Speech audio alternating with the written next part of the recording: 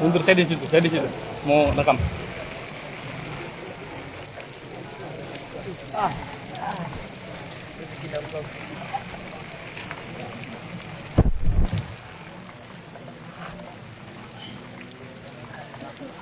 Walhamdulillah wassalatu wassalamu ala Rasulillah. Alhamdulillah di malam yang berbahagia ini,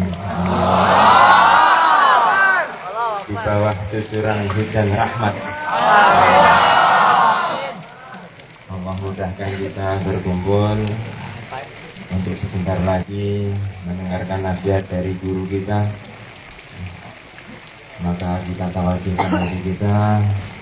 Acara ini juga sekaligus tasakuran, tasakuran ya, pembelajaran di madrasah yang kita cintai, Poh Teluin. Maka kita duduk dengan penuh harapan. Ya Allah, berkailah kami, terimalah kami.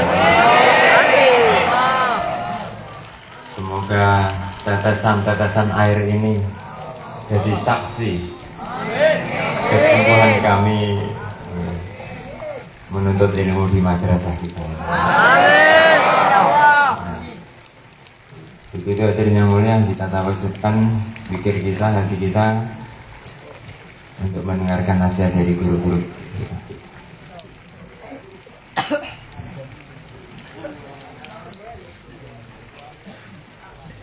Kau tugas pegang ini bisa suruh sama nih. Dingin apa enggak? Ini mau jihad ini.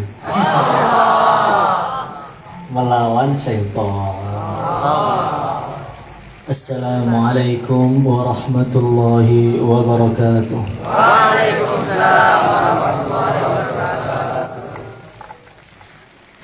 Innal hamdalillah Innal hamdalillahi nasta'inuhu wa nastaghfiruhu wa nu'minu bihi wa natawakkalu alayhi wa na'udzu bihi min shururi anfusina wa min sayyiati a'malina man yahdihillahu fala mudilla lahu wa man yudlilhu fala hadiya lahu.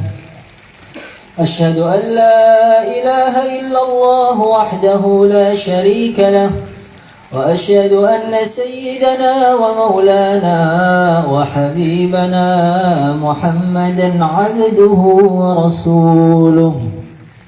اللهم صل وسلم وبارك على سيدنا محمد وعلى آله وأصحابه والتابعين لهم بإحسان إلى يوم الدين. أما بعد، فقد قال الله تعالى في كتابه الكريم: قل بفضل الله وبرحمته فبذلك فليفرحوا هو خير مما يجمعون. Para ustadz, para hadirin yang dimuliakan oleh Allah Subhanahu wa Ta'ala, sudah menjadi takdir Allah Subhanahu wa Ta'ala, sudah tertulis di Lauhul Mahfuz bahwasanya kita ini adalah anak Adam, adalah manusia-manusia yang akan hidup di penghujung umurnya dunia ini. Kita ini termasuk manusia yang hidup di detik-detik sebelum datangnya hari kiamat. Siapa itu? Kita ini.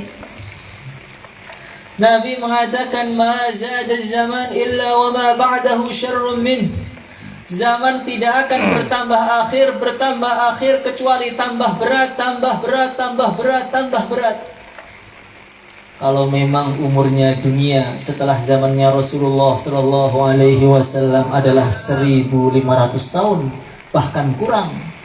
Sekarang sudah berjalan 1442. Sisanya umur dunia hanya sekitar berapa tahun?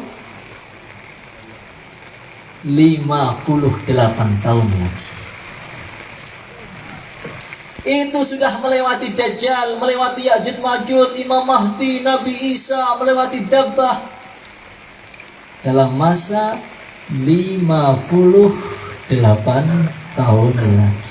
Gimana? Siap berjuang apa enggak ini? Takbir. Hadirin yang dimuliakan oleh Allah Subhanahu wa taala. Nabi mengatakan nanti akhir zaman fitnah itu akan datang umyaun mudlimah yamuru maural bahr. Fitnah itu akan datang gelap gulita membutakan mata siapapun saja yang melihatnya. Ketika mata sudah buta, orang tidak bisa membedakan ini adalah kawan atau lawan, ini adalah ulama atau awam, nggak bisa dibedakan lagi. Ini adalah hak atau batil, ini ular atau berlian, tidak bisa dibedakan lagi. Sehingga zaman itu campur aduk. Orang bingung membedakan zaman kita ini, bukan zaman itu. Zaman kita ini orang akan bingung membedakan mana yang hak, mana yang batil. Allah.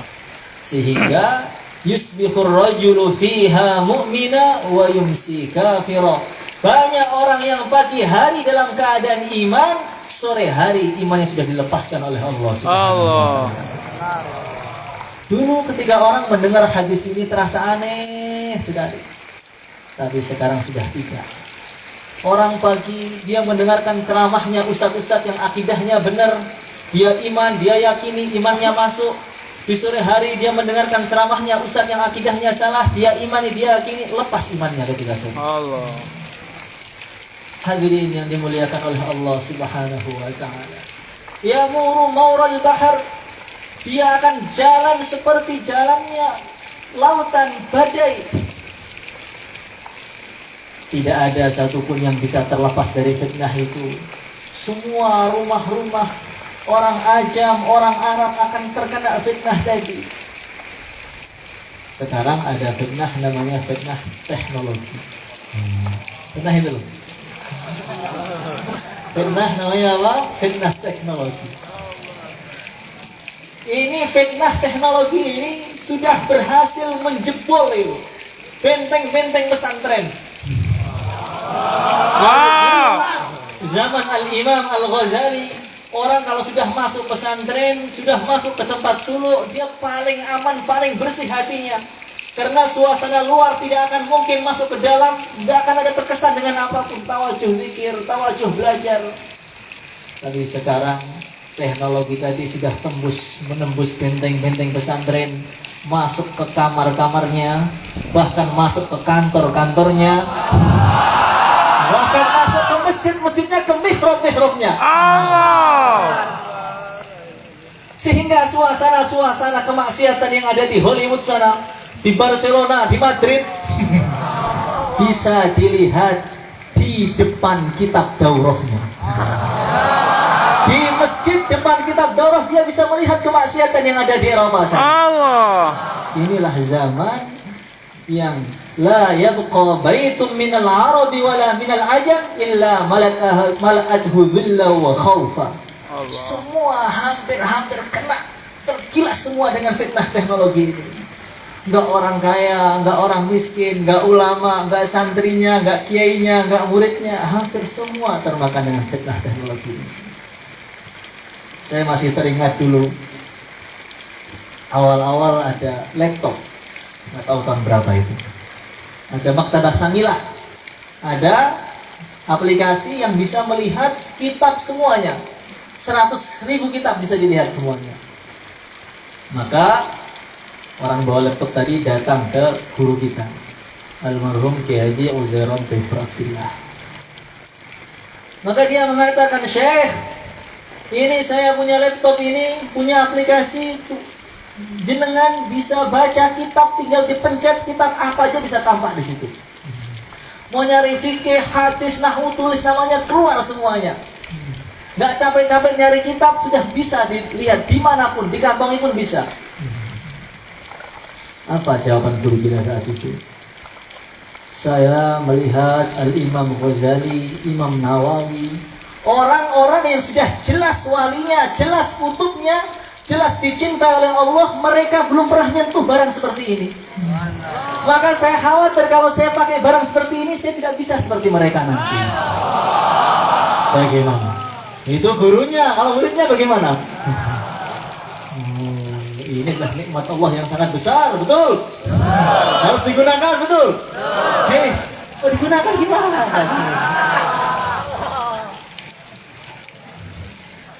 Hadirin yang dimuliakan oleh Allah Subhanahu wa Ta'ala, zaman yang mana batil itu dihias dengan begitu indah sekali. Tazinul batil bizukhrufil ghar, kata Imam Sanusi. Orang-orang ditampakkan bagaimana tidak amal agama itu yang paling indah. Santri-santri dikasih tahu, kamu di pondok itu ngapain? Hah? Zaman sekarang kok dikurung seperti ini, mana enaknya di mana? Ini santri suruh hujan-hujan enak apa enggak? Dikurung, keluarnya harus izin, di absen, keluar sedikit masuk tarbiyah lagi. Ini pendidikan apa itu? Ditanamkan, coba kamu lihat di luar itu, orang itu bisa bebas. Dia bisa main kemanapun dia mau, dia bisa berbuat apapun yang dia mau, bebas kapanpun saja. Nggak ada yang absen, kalau mau apa sih nggak ada yang ngurus. Tidur sampai bangun jam 7 pagi pun nggak apa-apa. Ditampakkan kepada santri, jangan mondok, kamu keluar aja. Sekolah di luar sana indah sekali, indah apa enggak? Jangan pulang? Kalau indah berarti lebih suka di mana daripada di rumah. Hadirin yang dimuliakan oleh Allah Subhanahu wa Ta'ala, zaman yang mana orang-orang itu ditanamkan agama itu sudah nggak zamannya lagi. Sudah nggak zamannya hafid Quran. Mau hafid Quran mau dikasih makan apa, terus tanamkan terus sampai akhirnya bagaimana? Orang-orang alim hafid Al-Quran, dia tidak merasa syukur, malah melirik ahli batil yang tidak diberi nikmat oleh Allah. Maka sebagaimana yang saya ceritakan dulu, Al-Imam Al-Jazari beliau mengatakan ada seorang ulama, ustadz, guru daurah, hari-hari sibuk ngurus pondok, ngurus santri, malam istighosah, sibuk hidupnya dalam agama. Maka suatu ketika ada temannya, teman yang dulu pernah mondok bareng, kemudian boyong di tengah-tengah. Sekarang sudah menjadi bisnismen yang sukses. Pemasukannya per hari 100 juta. Padahal di keras dulu sering ngantuk. Ketika dia kerja sungguh-sungguh jadi orang kaya betul. Maka ulama tadi ngobrol cerita masa lalunya di pondok.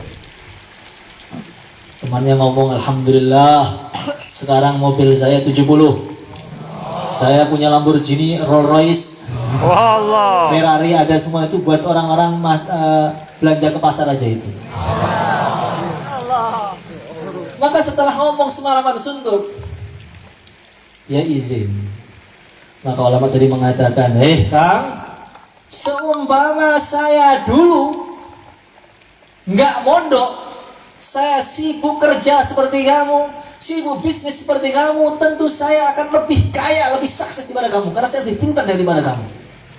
Tapi karena saya mondok, karena saya sibuk ngurus agama, ya beginilah ekonomi. Hasil 1 bulan 1.200.000. Allah. Bulanannya hanya 700.000, 800.000. Ya beginilah nasib ustaz. Nggak ada peningkatan, motornya motor STNK. Sampai sekarang ya beginilah orang sibuk dengan agama itu. Dia merasa mendapatkan musibah dengan sibuknya dengan agama. Akhirnya malam tidur. Ketika dia tidur, dia mimpi. Keluar dari dadanya burung pipit yang berupa emas. Keluar 1, 2, 100, 1000, 1 juta burung. Ketika dia bangun dari tidurnya, tidak mampu lagi membaca Al-Quran walaupun 1 huruf. Wala in kafartum inna azabi lasyadid. Allah cabut nikmatnya, diadab itu orangnya. Itu orang ahli agama tapi masih melirik perasaannya ahli dunia lebih bahagia daripada dia. Bagaimana? Gembira nggak di sini? Gembira. Dingin hujan-hujan gembira? Gembira. Orang-orang pada diangkringan sekarang, kamu di sini gembira? Gembira. Nggak punya HP gembira? Gembira. Semoga kata-kata dari hati. Amin. Hadirin yang dimuliakan oleh Allah Subhanahu wa Ta'ala. Inilah pendidikan yang sangat penting.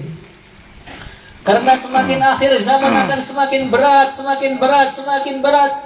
Sampai nanti di akhir zaman Rasulullah Shallallahu Alaihi Wasallam bersabda, langit itu akan menahan sepertiga hujannya, bumi akan menahan sepertiga tanamannya, sehingga di mana-mana paceklik, di mana-mana kering, orang-orang butuh makanan. Terjadi selama 1 tahun. Tahun kedua, langit menahan 2/3 hujannya, bumi menahan 2/3 tanamannya.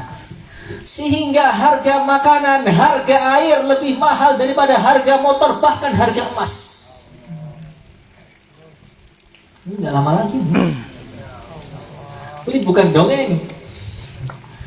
Tahun ketiga, Nabi sabdakan, langit akan menahan 100% hujannya, bumi akan menahan 100% tanamannya, sehingga tidak menetes dari langit walaupun hanya setetes air saja.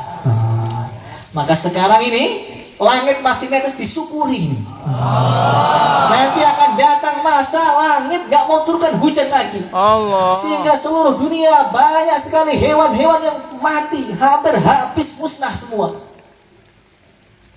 Di saat kelaparan yang begitu sangat, di saat orang-orang butuh makanan, di saat orang-orang butuh minuman, butuh pertanian, di saat itulah puncaknya fitnah. Di saat itulah Dajjal laknatullah alaih datang. Datanglah dari Khurasan sana satu makhluk yang begitu mengerikan, yang mata kanannya dalam satu riwayat gak ada matanya, gak ada lubangnya, bahkan gak ada alisnya. Mata kirinya seperti buah anggur yang mau pecah, keluar seperti buah anggur yang mau pecah. Di atas matanya ada daging kasar seperti cengkir ayam.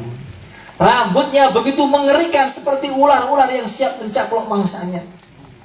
Berani nggak banget? Hah? Jangan dekat-dekat. Gak boleh sama Nabi, kalau ada Dajjal datang kita harus pergi. Dia datang, ditunjuk langit di saat orang-orang yang sangat kehausan. Dia tunjuk langit, turun hujan, langsung turun. Dia injak bumi, hei bumi keluarkan isimu, emas, perak, keluar semua, ikut Dajjal sebagaimana lebah mengikuti induknya.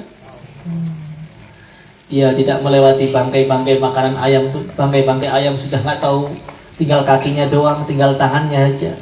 Ditunjuk, kum bi'idhni, langsung hidup lagi ayamnya. Bahkan bangkai-bangkai yang sudah ribuan tahun, dinosaurus ditunjuk, kum bi'idhni, langsung bangun lagi. Bagaimana? Dia datang ke pemakaman-pemakaman yang sudah ribuan tahun, ditunjuk kum bi'idhni, maka kakeknya, neneknya, buyutnya, orang zaman Nabi Nuh, orang zaman Nabi Adam, tapi semua setan itu. Mereka bangun mengatakan, asyhadu annaka rabbuna, kami bersaksi bosnya kamu Tuhan kami. Di saat kelaparan, Dajjal di tangan kanannya membawa surga, ada es yang sangat dingin, sungai dari madu, sungai dari susu. Maka orang-orang yang pecinta-pecinta makanan itu akan habis ikut Dajjal laknatullah alaihi. Allah. Dan siapa yang iman dengan Dajjal sekali, tidak akan bisa iman dengan Allah selama-lamanya. Bagaimana?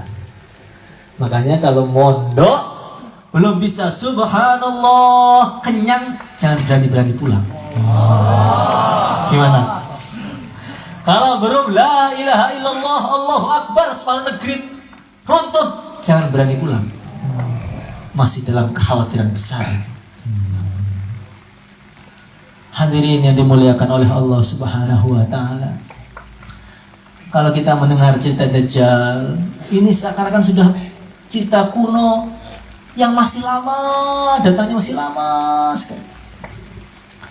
Tapi kalau kita melihat hadisnya Tamim Ad-Dari, sepertinya Dajjal itu tidak lama lagi. Tahu Tamim Ad-Dari apa enggak? Tahu? Tidak tahu? Aduh. Dulu ada sahabat namanya Tamim Ad-Dari. Suatu ketika Tamim Ad-Dari itu naik kapal, maka kapalnya itu diombang-ambingkan oleh ombak kanan kiri, langitnya begitu gelap, bingung, nggak ada tahu arah sampai 1 bulan. Setelah 1 bulan terdampar dalam satu pulau yang misteri, sampai sekarang tidak diketahui pulau apa itu. Ketika Tamim Ad-Dari sampai di pulau tadi, beliau begitu kaget melihat ada makhluk yang berbulu, saking banyaknya bulunya nggak kelihatan mana depannya, mana belakangnya, mana atasnya, mana bawahnya, mana kepalanya, mana ekornya. Mengerikan sekali. Maka Tamim mengatakan, "Man anta, kamu itu siapa?" "Anal jassasah." Saya ini adalah jassasah. Wa manil jassasah? Jassasah itu siapa? Makhluk atau makhluk jin atau manusia atau apa? Atau hewan? Maka jassasah mengatakan, saya tidak akan memberitakan jati diriku kepada kamu, dan saya juga tidak akan mau minta berita kepada kamu. Tapi di pojok pulau ini ada satu kuil yang di dalamnya ada satu makhluk yang sudah sangat rindu dengan kamu. Ayo, gimana? Pengen ketemu? Maka Tamim Ad-Dari terbirit-birit, dikiranya jin. Dia lari datangi kuil tadi. Ketika beliau masuk, ternyata lebih mengerikan dibanding yang tadi. Ada makhluk yang besar, yang lehernya dibelenggu, tangannya dirantai, kakinya diikat, nggak bisa gerak. Beliau mengatakan, saya tidak pernah melihat manusia yang sebesar itu. Kayak raksasa, kayak Hulk gitu. Kamu tahu? Hadirin yang dimuliakan oleh Allah Subhanahu wa Ta'ala. Maka orang tadi tanya, "Hei orang-orang Arab, saya sudah rindu dengan kalian. Gimana kabarnya perkebunan-perkebunan Baisan? Gimana kabarnya perkebunan-perkebunan korma Baisan gimana?" "Tuan, yang kamu tanyakan gimana itu apanya? Apakah pohon-pohon korma masih menumbuhkan, masih mengeluarkan buah?" "Tuan, perkebunan Baisan itu perkebunan yang sangat subur. Tidak ada perkebunan yang lebih subur melebihi Baisan. Masih banyak panennya, masih luar biasa." "Oh, kamu harus tahu, suatu ketika nanti akan berhenti itu pohonnya. Tidak akan menghasilkan buah lagi." Maka dia tanya lagi, "Gimana keadaan Danau Tiberia? Danau Tobaria itu gimana keadaannya? Apakah airnya masih banyak, masih melimpah?" Maka dijawab oleh Tamim Ad-Dari, "Masya Allah, Danau Tiberia itu sekarang airnya begitu melimpah, tidak pernah surut mulai zaman Nabi Adam sampai sekarang." Oh, kamu harus menunggu. Suatu ketika lagi, suatu ketika itu danau tidak akan ada airnya lagi. 2. Yang ketiga dia bertanya, "Gimana keadaan mata air Zuhur? Apakah masih mengeluarkan air?" Maka mereka mengatakan, "Betul Tuan, air Zuhur itu mata air yang paling jernih, paling bagus. Semua orang ambil minum dari situ, cocok tanah, cocok pertanian dari situ juga." Maka dia mengatakan, suatu ketika nanti mata air itu akan berhenti. Dan ketika tiga-tiganya berhenti, saya akan keluar. Ketika tiga-tiganya sudah berhenti, saya akan keluar. Sekarang tahun berapa? 2021. 2020. Itu perkebunan korma Baisan letaknya di Palestina. Ketika terjadi perang Palestina-Israel, sehingga banyak sekali pohon-pohon yang kena bom, kena kimia-kimia, sehingga akhir-akhir ini sudah berkurang panennya. Bahkan tahun ini tidak lagi panen lagi. Sudah tidak panen. Yang dikatakan 1400 tahun yang lalu baru nggak panen tahun-tahun ini. Danau Tiberia yang mana kurang lebih dalamnya 45 meter. Mulai tahun 2003 sampai 2013 surut sampai 16 meter. 2013, 14, 17, tahun 2020 sekarang banyak pulau-pulau di dasar Tiberia yang sudah mulai tampak. Berarti tidak lama lagi akan kering. Kalau sudah kering bagaimana? Maka situs resminya Israel, mereka meneliti, ini kenapa Danau Tiberia kok bisa kering, itu kenapa? Dicek, ternyata mata air yang mensuplai Danau Tiberia banyak yang sudah berhenti. Termasuk yang berhenti adalah mata air Zuhur. Mata airnya sudah berhenti, danaunya sudah mulai surut, kormanya sudah mulai kering.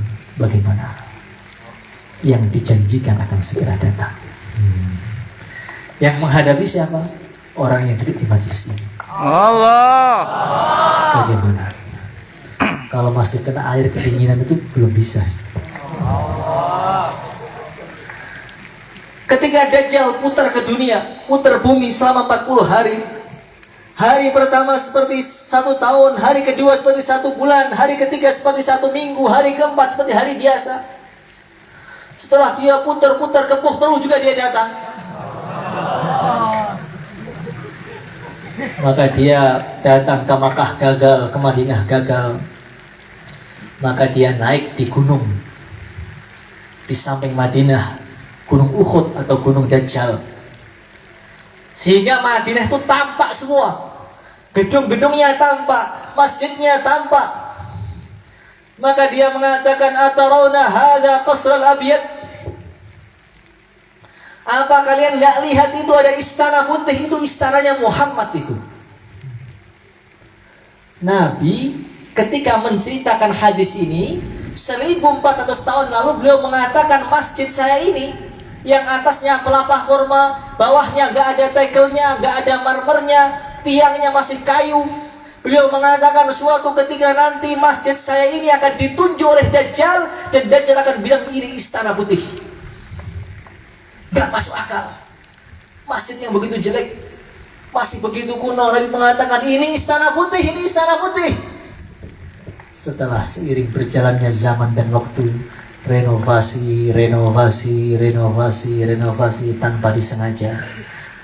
Sekarang Masjid Nabawi begitu megah, saking megahnya laksana istana. Dan tanpa disengaja warnanya juga dari jauh warnanya putih. Kalau masjidnya sudah berwarna putih, sudah seperti istana, tinggal nunggu sebentar lagi yang nunjuk pun mau datang. Gimana? Kita sering dengar cerita ketika Dajjal datang, dia akan bertemu anak muda yang gak mau iman, dibelah lagi, disatukan, digergaji lagi, disatukan, tetap gak iman. Pernah dengar cerita itu? Kemarin ada berita dari Palestina, ada orang lahir. Ketika bayi tadi lahir, ada keajaiban yang luar biasa. Ketika dia lahir mengatakan, ini Abdullah, kayak Nabi Isa. Dia bisa ngomong ketika dia masih bayi. Ana rajulun alladhi sayaqtuluhu Dajjal wala yaqtuluni ahadun ghairuh. Saya ini adalah seorang laki-laki yang nantinya akan dibunuh Dajjal, dan tidak akan mampu bunuh saya siapapun saja kecuali Dajjal. Kalau memang cerita ini benar, kalau memang berita ini benar, dari kecil menuju muda berapa tahun? 15 tahun, 20 tahun, Kalau sudah lahir, sebentar lagi yang belah mau datang. Tapi yang kecil-kecil ini bagaimana?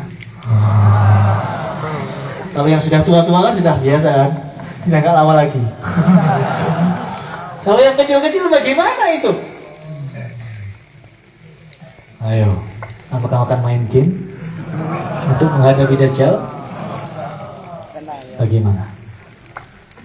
Hadirin yang dimuliakan oleh Allah Subhanahu wa Ta'ala. Lah, supaya kita ini mampu menghadapi zaman yang begitu besar, kita harus ditempa tubuh kita ini. Harus digembleng dengan keadaan sampai hampir hancur lebur, bangkit kembali. Harus siap dingin, siap panas, hujan-hujan, nggak manja, nggak ditutupi kepalanya. Gimana?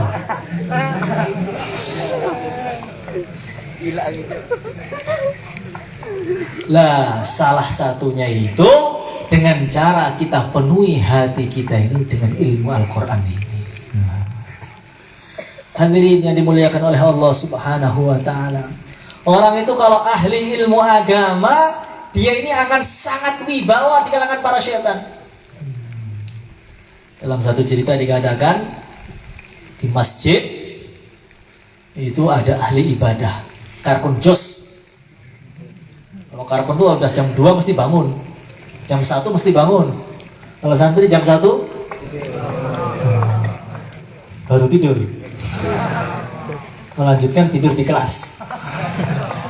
Hadirin yang dimuliakan oleh Allah Subhanahu wa Ta'ala. Ada ahli ibadah itu sholat.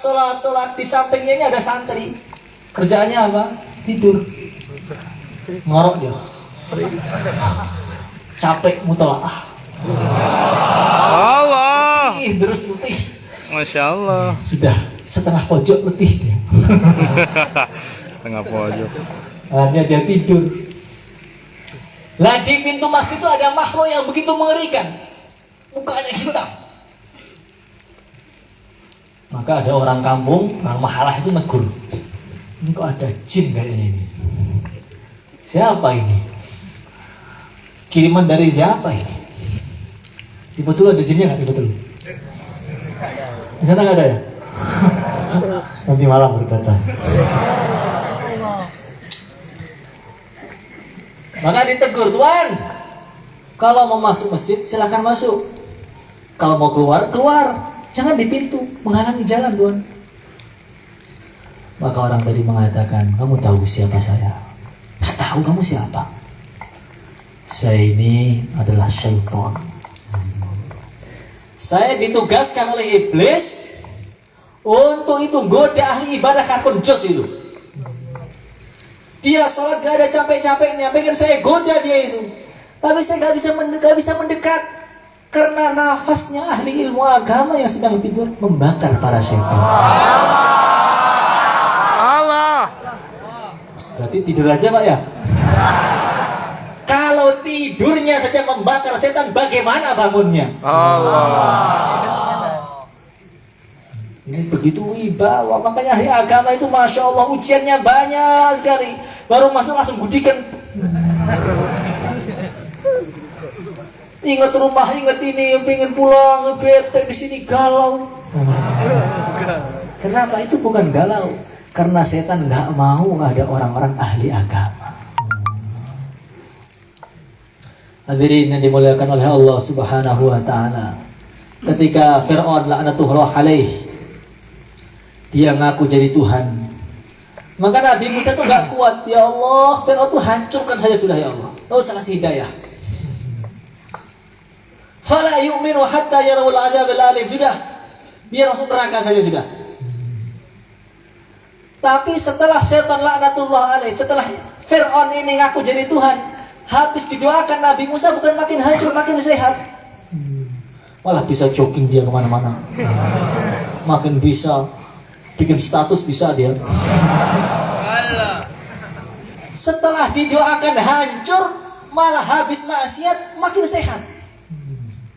Falamma nasu ma dzukiru bihi fatahna alaihim abwaaba kulli syai'. Orang itu kadang-kadang habis maksiat itu bukan rusak, makin sehat, makin banyak rezekinya. Allah. Saya ini setelah meluyur tuh kok makin tawajuh haji saya ini. Itu setan itu. Habis maksiat tuh saya makin tawajuh, makin khusyuk terus ini. Kayaknya harus kadang-kadang diselingi dengan maksiat-maksiat itu kan. Betul apa tidak itu? Maka Nabi Musa merasa aneh, ya Allah, setan tuh gimana? Firaun tuh gimana ya Allah? Ngaku jadi Tuhan kok makin kuat, makin hebat nih gimana? Maka Allah berfirman, hei Musa, kamu datang ke kerajaannya, kamu lihat itu di gerbangnya ada apa? Setelah Nabi Musa datang, dilihat di gerbangnya, ternyata ada tulisan apa? Bismillahirrahmanirrahim. Ini tulisan, kata Imam Fakhruddin Ar-Razi, diukir sebelum Fir'aun ngaku Tuhan. Ketika santri baru dulu Fir'aun ini. Sebelum nakal.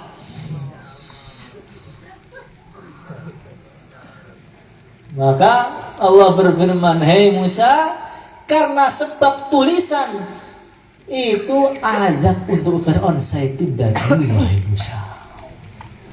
Kalau Bismillahirrahmanirrahim ditulis di gerbangnya musuh Allah, ini bisa menunda adab untuk mereka. Bagaimana kalau Bismillahirrahmanirrahim ditulis di hati-hatinya santri Pohtelu?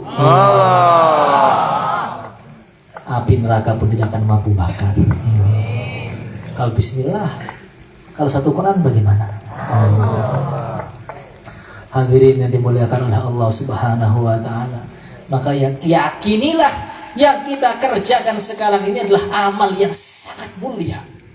Maka harus gembira, lebih gembira diberi Alphard baru. Allah.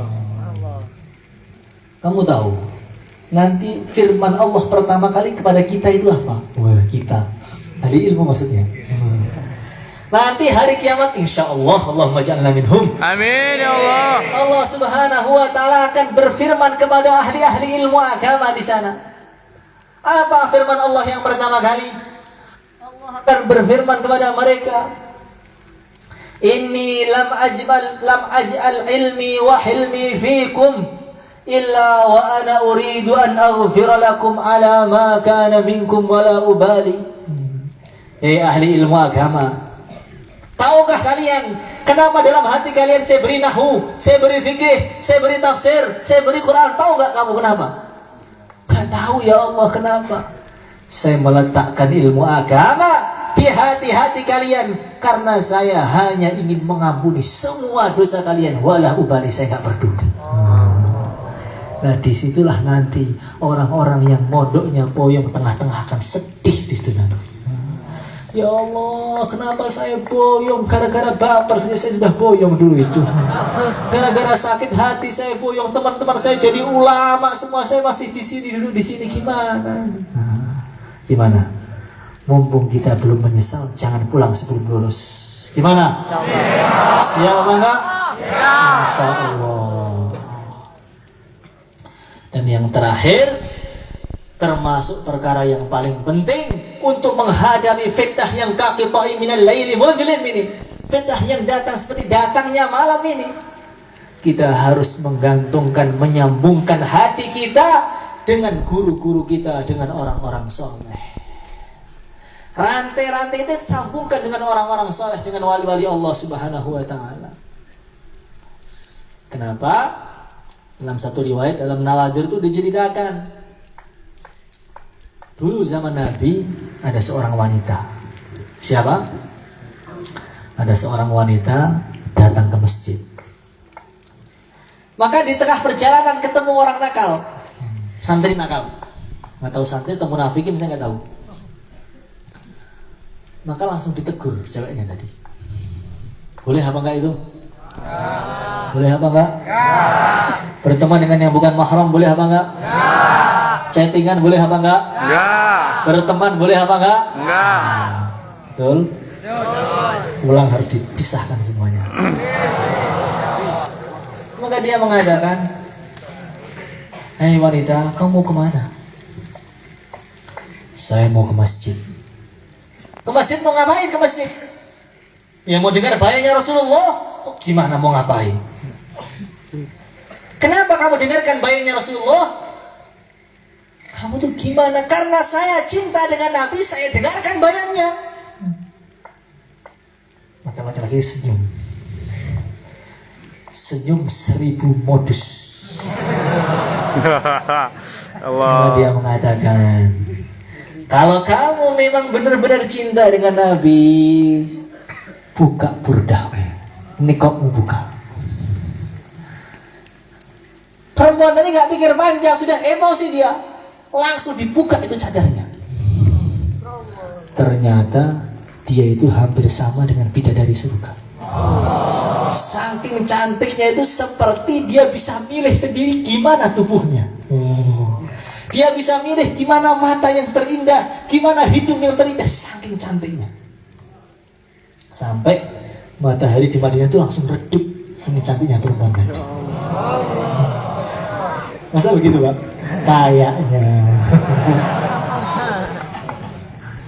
Maka laki-laki itu gak kuat ya, langsung dicoel pipinya itu. Masya Allah. Alangkah beruntungnya orang yang dapat kamu itu, Dede.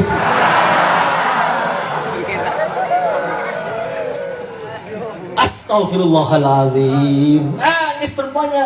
Kenapa saya buka burdah saya buka nikab saya kepada yang bukan mahram? Tutup, pulang, nangis. Ternyata dia sudah ada yang punya. Sudah punya suami ternyata. Sudah sold out.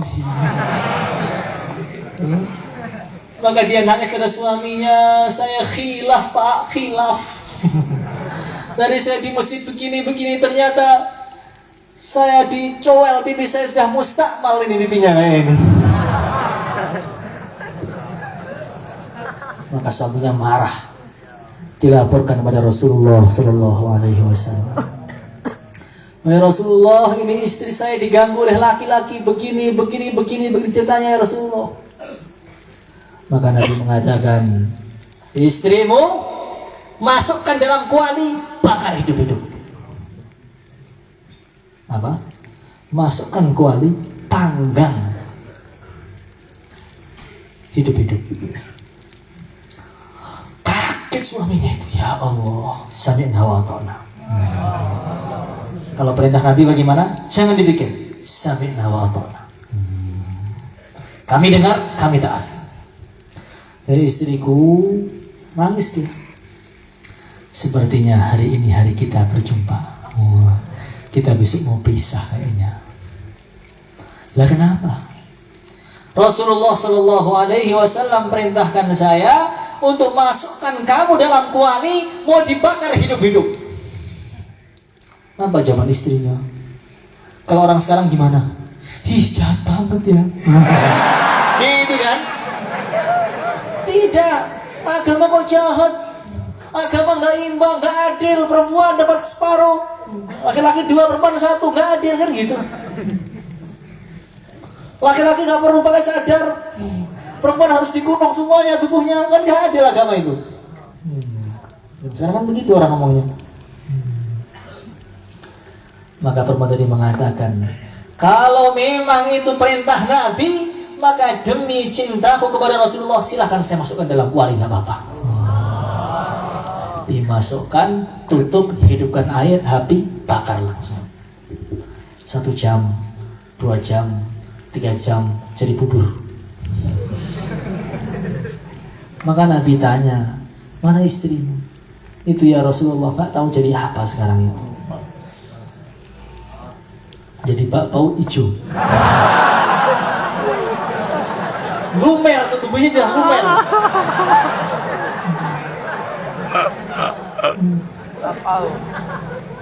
Maka langsung dibuka. Ketika dibuka, jangankan wafat, tergores pun tidak.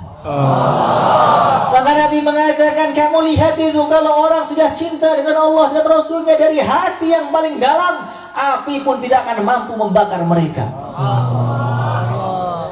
Maka kalau orang itu hatinya cinta Allah, cinta Rasulnya, cinta ulama, maka dia ini akan bisa menahan diri dari api-api fitnah sekarang ini.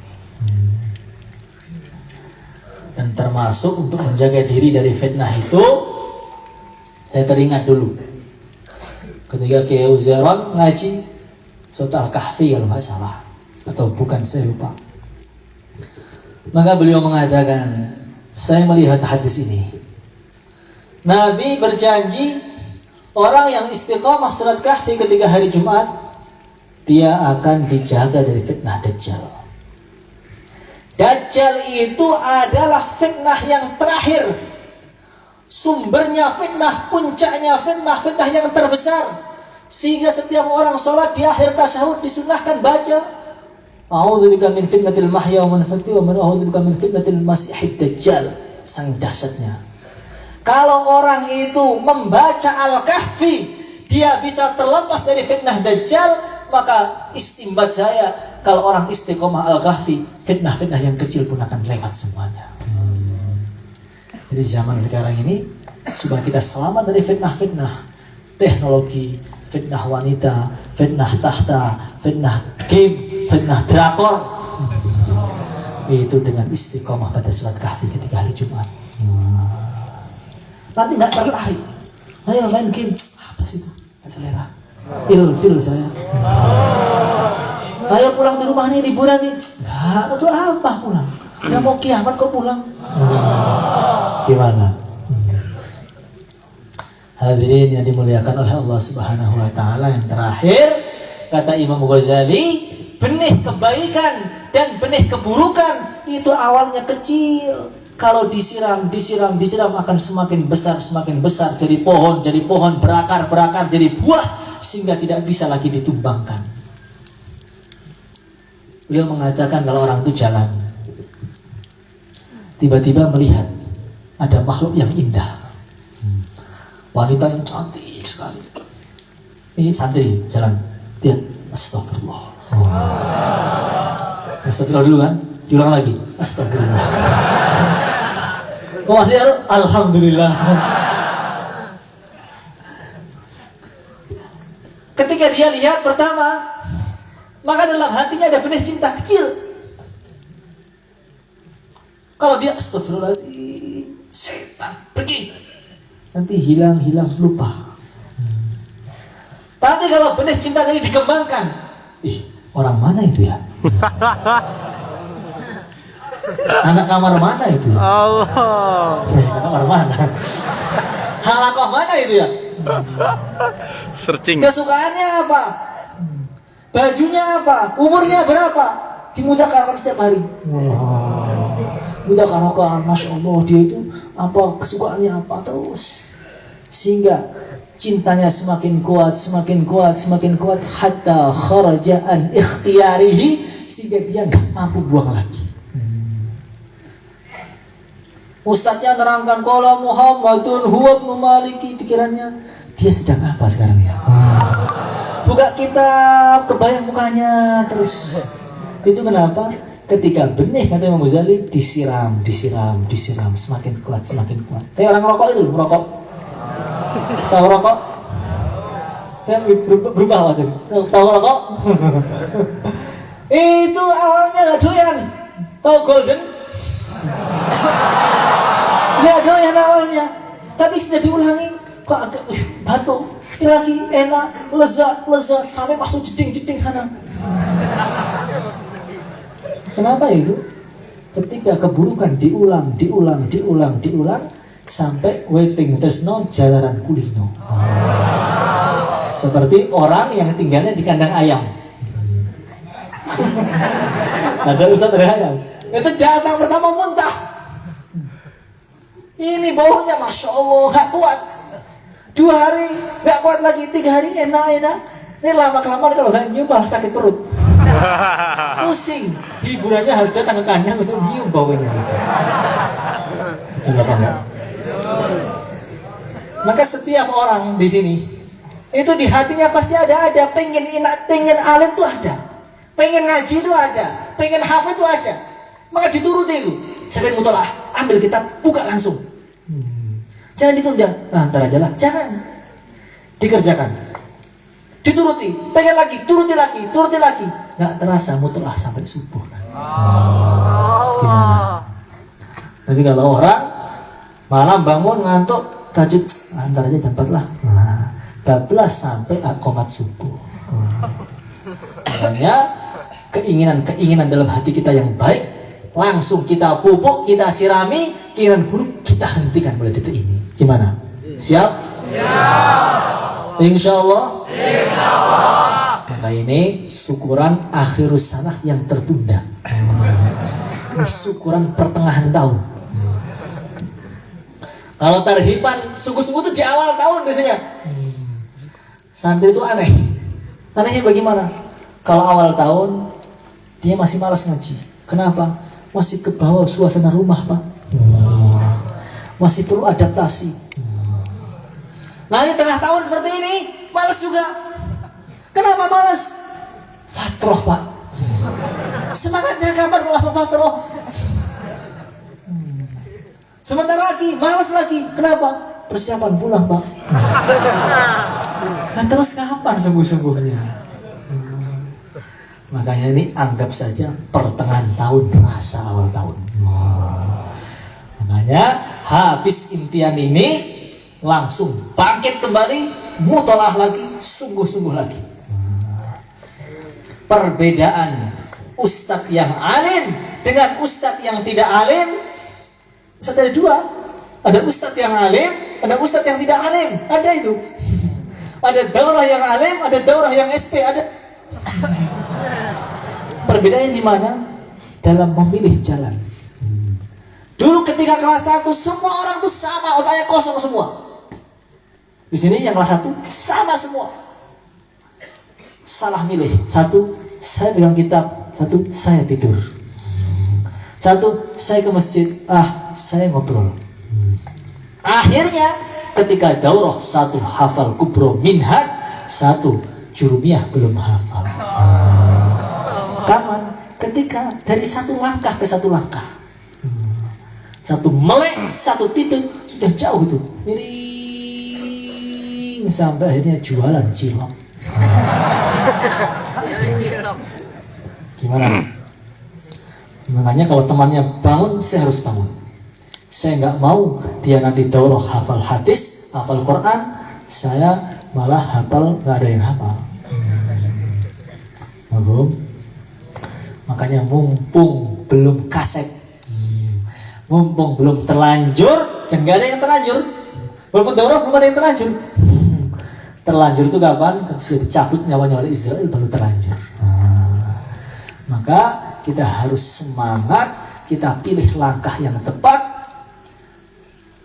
Doa kepada Allah supaya menjadi orang yang dicintai oleh Allah Subhanahu wa taala. Mungkin itu saja yang saya sampaikan, kurang lebihnya minta maaf. Kita akan doa bareng-bareng. Al-Fatihah.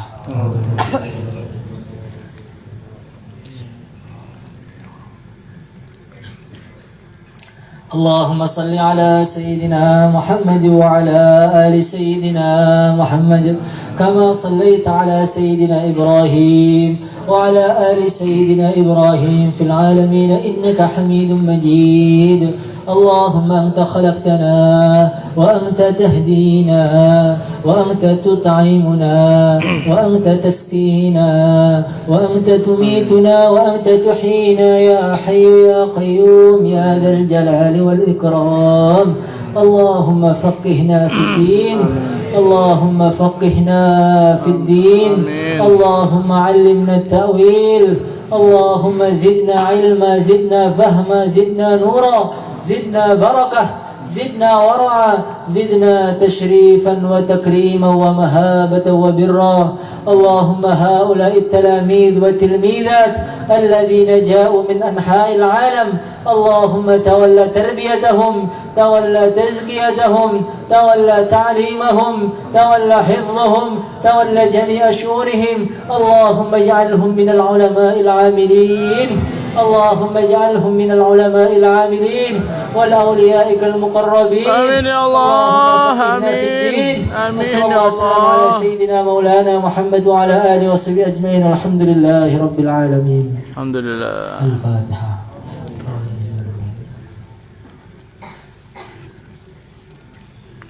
Acaranya apa?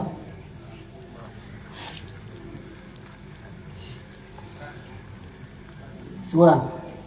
Per kelas berapa?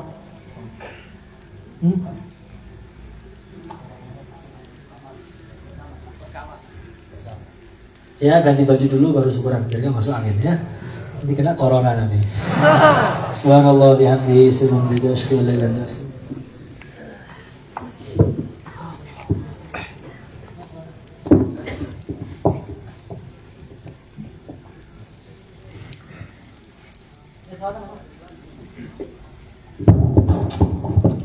اللهم صل على سيدنا محمد Muhammad.